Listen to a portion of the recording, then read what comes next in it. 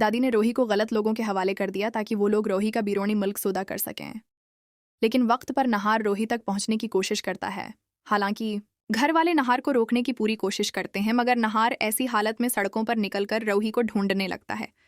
घर वालों को नहार की बहुत फिक्र होती है, लेकिन दादी दिल ही दिल में सोचती है कि नहार चाहे जितनी भी कोशिश कर ले, उसे रोही कभी नहीं मिलेगी, क्योंकि दादी ने रोही को ऐसे लोगों के हाथों में दे दिया है जो लड़कियों की बीरोनी मिल्क इसमगलंग करते हैं, और वो जल्द ही रोही का भी सौदा करने वाले हैं। घर वाले उस बात से बेखबर होते हैं कि रोही किस बड़ी मुश्किल में फंस चुकी है। दूसरी तरफ जब रोही को होश आता है तो वो सुन लेती है कि जिन लोगों ने उसे अगवा किया है वो आज ही उसका सौदा करने वाले हैं। ये सुनकर रवि के होश उड़ जाते हैं और वो खौफ के मारे बेहोश होने का ड्रामा जारी रखती है। जैसे ही उसके पास कोई नहीं होता तो वो बड़ी मुश्किल से उन गुंडों की नज़रों से बच निकलती है, लेकिन गुंडे फौरन देख लेते हैं कि रूही उनके अड्डे से भाग गई है, इसलिए वो भी उसका पीछा करने लगते हैं। रूही भागते भागते इसी सड़क पर पहुंच जाती है जहां इत्तेफाक से नहार पहले ही उसे ढूंढ रहा होता है। नहार को देखकर रूही खुशी से इसको आवाज देती है, लेकिन जब तक नहार उसकी तरफ देखता है, गुंडे ट्रैफिक का फायदा उठाकर रूही को दोबारा पकड़ लेते हैं और इसका मना बंद करके गाड़ी में डाल देते हैं।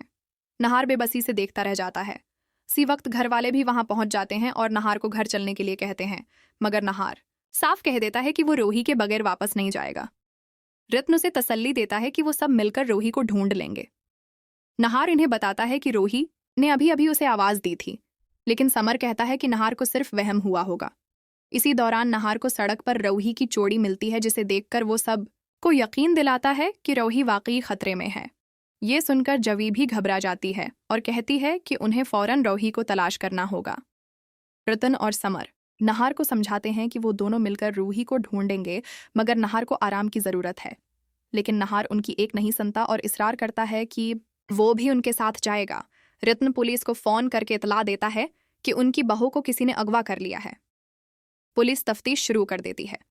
कुछ फासले पर नहार को रोही की टूटी हुई चौड़ी और फिर उसकी अंगूठी भी मिलती है। वो समझ जाता है कि रोही ने जानबूझकर ये निशानी छोड़ी है ताकि वो उसे ढूंढ सके।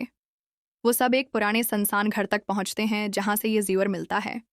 रतन पुलिस को इत्तला देता है कि यहाँ रोही के जीवरात मिले हैं। जब नहार, रत्न और समर घर के अंदर पहुंचते हैं तो देखते हैं कि कई लोग पहरे पर खड़े हैं और कई लड़कियों को कैद कर रखा है।